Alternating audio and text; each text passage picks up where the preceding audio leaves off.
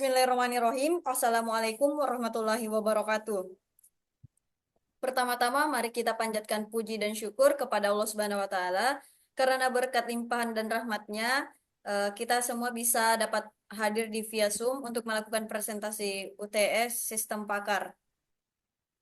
Langsung saja, adapun judul yang kami angkat yaitu Sistem Pakar Diagnosa Jenis Kulit Wajah Berbasis Web Menggunakan Algoritma Forward Chaining,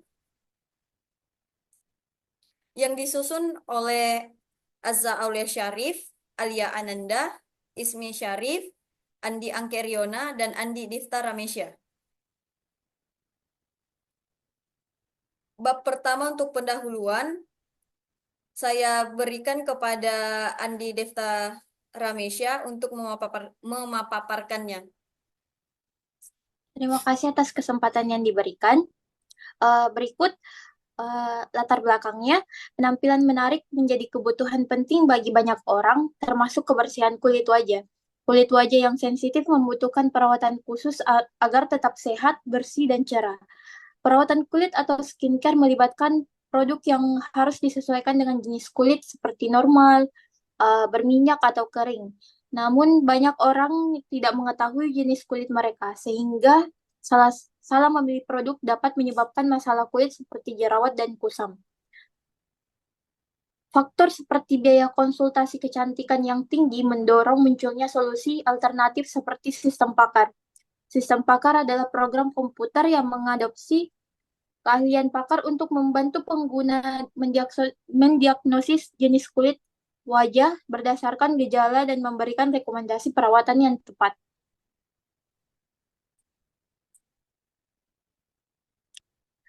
Uh, Rumusan masalahnya terbagi atas tiga. Yang pertama, bagaimana merancang sistem pakar untuk mendiagnosis jenis kulit wajah. Yang kedua, bagaimana cara sistem dapat mendiagnosa jenis kulit wajah no, uh, kulit normal, berminyak, sensitif, kombinasi, atau kering, berdasarkan gejala yang diberikan pengguna.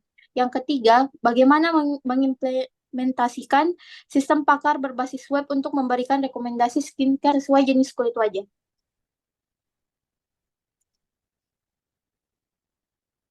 Selanjutnya kita masuk di bab 2, yaitu landasan teori, yang akan dilanjutkan oleh Difta.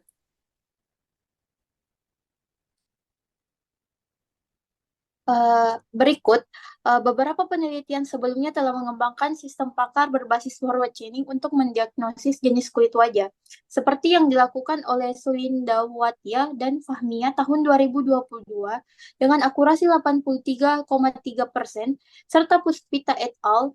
Tahun 2017 yang menggunakan aturan berbasis fakta untuk menentukan jenis kulit dan perawatan yang sesuai.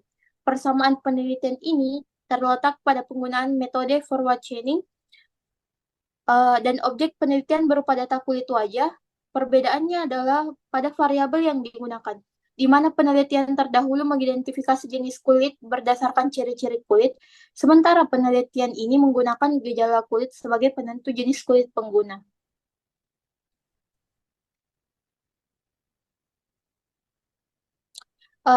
Berikut apa itu sistem pakar? Sistem pakar atau expert system adalah cabang dari kecerdasan buatan atau AI yang mengimplementasikan pengetahuan manusia ke dalam komputer untuk memecahkan masalah seperti seorang ahli.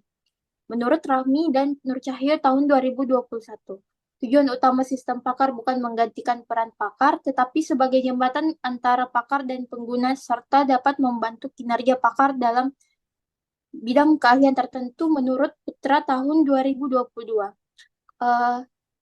Adapun komponen sistem pakar terbagi atas yang pertama antarmuka pemakai, yang kedua basis pengetahuan, yang ketiga mesin inferensi. Adapun keuntungan dan kelemahan sistem pakar, yaitu keuntungannya yang pertama memungkinkan orang awam untuk menyelesaikan tugas yang biasanya dilakukan oleh seorang ahli. Yang kedua menghemat waktu dalam mengambil keputusan. Yang ketiga memecahkan masalah dengan lebih cepat dibandingkan manusia jika datanya sama. Berikut kelemahannya yaitu Yang pertama, biaya yang diperlukan untuk membuat atau memelihara dan mengembangkannya sangat mahal. Yang kedua, sulit dikembangkan karena hal ini erat kaitannya dengan ketersediaan pakar di bidangnya dan kepakaran sangat sulit diekstrak dari manusia. Sekian dari saya kembalikan ke moderator. Terima kasih kepada Andi Difta telah menjelaskan poin-poin pada bab 1 dan bab 2. Selanjutnya kita masuk di jenis kulit yang akan dijelaskan oleh saya sendiri. Jenis kulit yang kami angkat itu ada 5. Yang pertama, kulit normal, ada kulit kering, kulit berminyak, kulit kombinasi, dan kulit sensitif.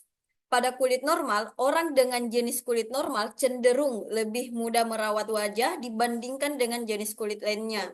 Kulit normal ditandai dengan pori-pori yang kecil, permukaan kulit yang lembut, serta elastisitas yang sangat baik saat disentuh. Yang kedua itu ada kulit kering. Jenis kulit ini memiliki ciri khas seperti sering mengalami pengelupasan, mudah muncul kerutan. Selain itu, kulit kelihatan tidak cerah dan ketika tergores kulit sering cenderung meninggalkan bekas putih yang menunjukkan kondisi bersisik. Selanjutnya, apa itu kulit berminyak? Jenis kulit berminyak ini ditandai dengan pori-pori yang besar, permukaan kulit yang tampak mengkilap seperti mudah mengalami masalah, seperti jerawat dan komedo. Yang keempat, ada namanya kulit kombinasi. Merupakan perpaduan antara kulit wajah kering dan berminyak. Ciri khasnya jenis kulit ini adalah adanya perbedaan kondisi kulit di berbagai area wajah. Dan yang terakhir ada namanya kulit sensitif. Dapat sekali dikenali dari seringnya muncul masalah yang diakibatkan oleh ketidakcocokan terhadap penggunaan kosmetik, paparan sinar matahari, angin, atau udara. Selanjutnya ada hipotesis penelitian.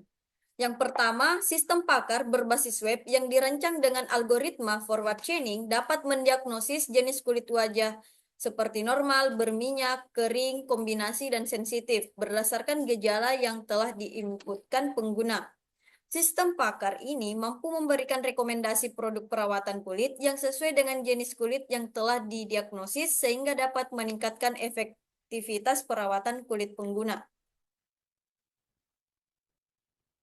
Selanjutnya kita masuk pada bab 3, yang dimana kita membahas konsep, metode, dan perancangan sistem. Adapun konsep algoritma yang digunakan dalam penelitian ini adalah forward chaining. Forward chaining dapat digambarkan sebagai algoritma pencarian yang dimulai dari fakta yang sudah diketahui dan disesuaikan dengan bagian if dari aturan if then. Jika suatu fakta memenuhi bagian if, maka aturan tersebut akan diterapkan dan fakta baru yang dihasilkan atau bagian then akan ditambahkan ke dalam database. Proses ini akan terus berulang hingga tidak ada aturan lain yang dapat diterapkan, menurut Mintorini dan Hidayat pada tahun 2023. Seperti pada gambar di sebelah kanan yang teman-teman bisa lihat, ini adalah gambar proses forward chaining.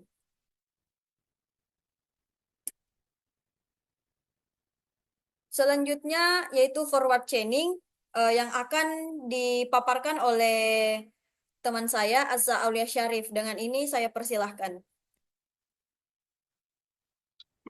Baik, terima kasih moderator.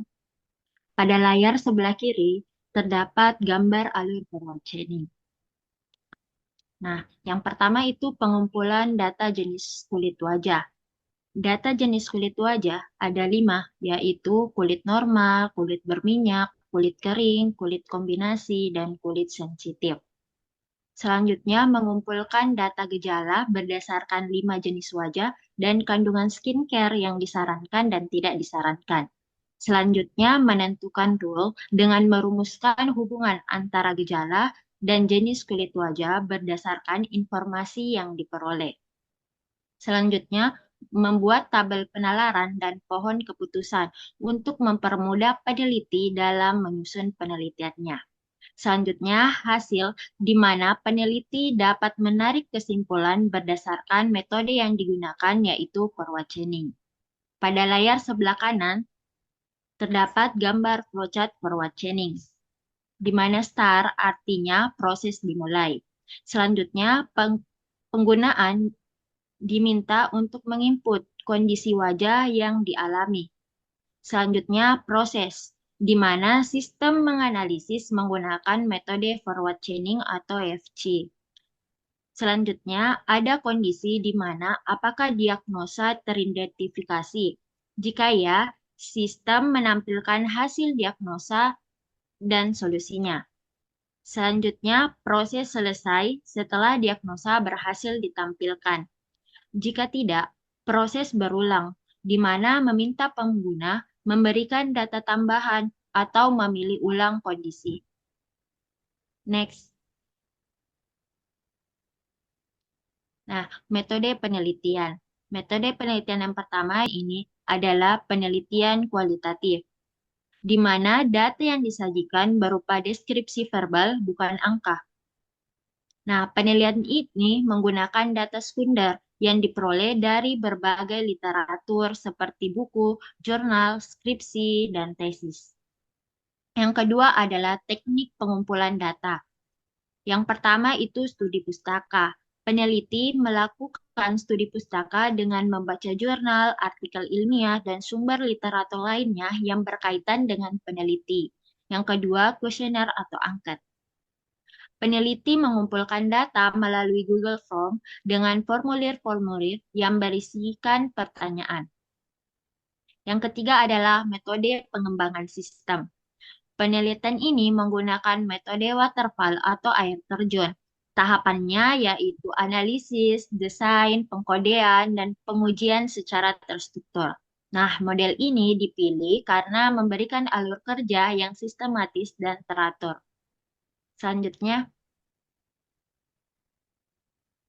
nah, bisa kita lihat pada gambar perancangan sistem. Yang pertama yaitu start. Kemudian kita akan memilih masuk sebagai admin atau pengguna. Nah, kalau sebagai admin, kita diminta untuk memasukkan username dan password. Kemudian konsultasi, apakah kita menginginkan konsultasi atau tidak? Jika tidak, kita dapat melihat informasi beranda dan jenis kulit wajah, dan selesai. Jika kita menginginkan konsultasi, kita diminta mengisi form diagnosa, kemudian pengecekan diagnosa yang berkaitan dengan gejala yang diinput. Selanjutnya, hasil diagnosa, kemudian selesai. Jika kita masuk sebagai admin, kita diminta untuk memasukkan username dan password, kemudian menginput gejala, kemudian menginput jenis kulit wajah dan solusi kandungan skincare yang disarankan dan tidak disarankan. Kemudian integrasi dengan hasil diagnosa. Kemudian selesai. Mungkin cukup sekian yang dapat saya presentasikan. Saya kembalikan ke moderator. Baik, terima kasih atas pemaparannya. Selanjutnya, kita masuk di perancangan basis pengetahuan yang akan dipaparkan oleh Andi Angke Riona Megawan. Dengan ini saya persilahkan. Baiklah, terima kasih moderator. Materi selanjutnya yaitu perancangan basis pengetahuan. Perancangan basis pengetahuan itu merupakan kumpulan pengetahuan yang telah dikumpulkan dari pengetahuan seorang pakar dalam membuat sistem pakar. Diagnosa jenis kulit. Bisa dilihat di layar PPT. Itu ada tabel gejala yang terdiri dari atribut, kode gejala, dan gejala. Selanjutnya ada tabel jenis kulit yang terdiri dari kode jenis kulit dan jenis kulit. Selanjutnya yaitu tabel solusi atau kandungan skincare yang terdiri dari atribut, kode jenis kulit, kode kandungan skincare, dan kandungan skincare yang disarankan dan tidak disarankan. Next.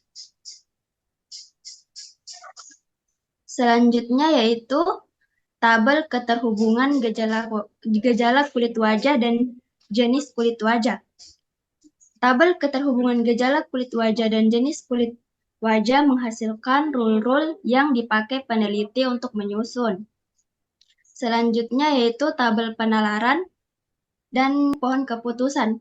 Tabel penalaran dan pohon keputusan ini berhubungan karena digunakan untuk pengambilan keputusan dan mempermudah penyusunan bagi peneliti.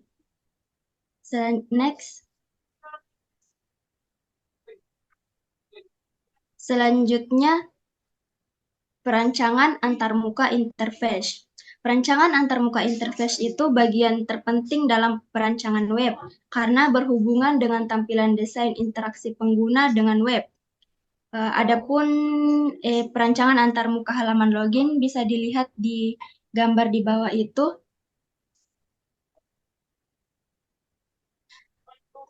Halaman login ini menampilkan judul web.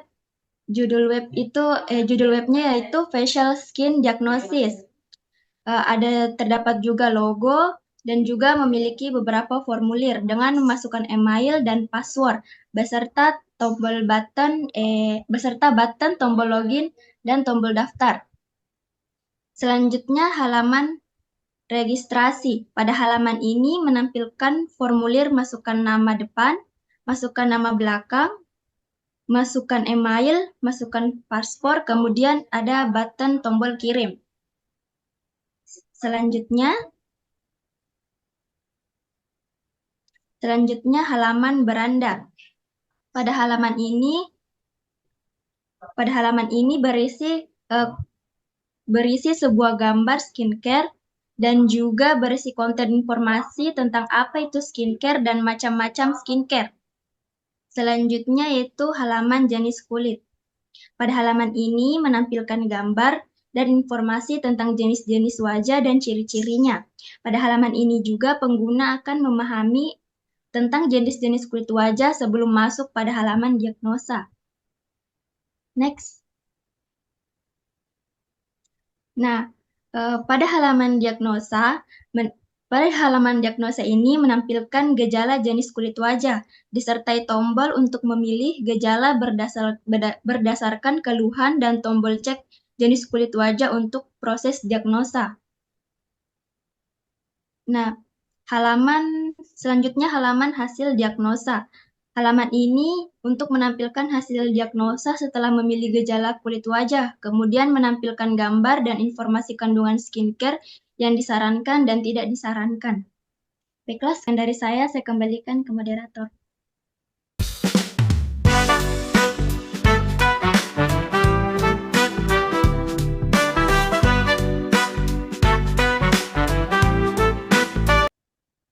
Baik, terima kasih banyak kepada para pemateri yang telah membacakan bagian-bagian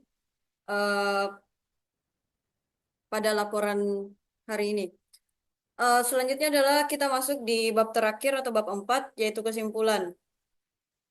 Kesimpulan yang dapat kita ambil adalah berdasarkan hasil penelitian, dapat disimpulkan bahwa penelitian ini berhasil merancang sistem pakar untuk mendiagnosa jenis kulit wajah dengan menggunakan metode forward chaining.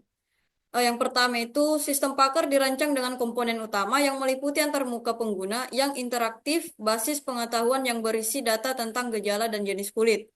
Yang kedua, sistem mampu mendiagnosa jenis kulit wajah, normal, berminyak, sensitif, kombinasi, dan kering dengan menganalisis gejala yang diberikan oleh pengguna. Setiap gejala yang diinputkan dicocokkan dengan aturan yang telah ditentukan dalam basis pengetahuan. Dan yang terakhir, implementasi sistem pakar berbasis web dirancang dengan antarmuka yang mudah digunakan, memungkinkan pengguna mengakses informasi tentang jenis kulit wajah dan melakukan diagnosa. Setelah diagnosa, sistem memberikan rekomendasi produk skincare yang sesuai termasuk kandungan yang disarankan dan tidak disarankan. Dengan demikian, sistem ini membantu dalam diagnosa dan memberikan solusi perawatan yang efektif.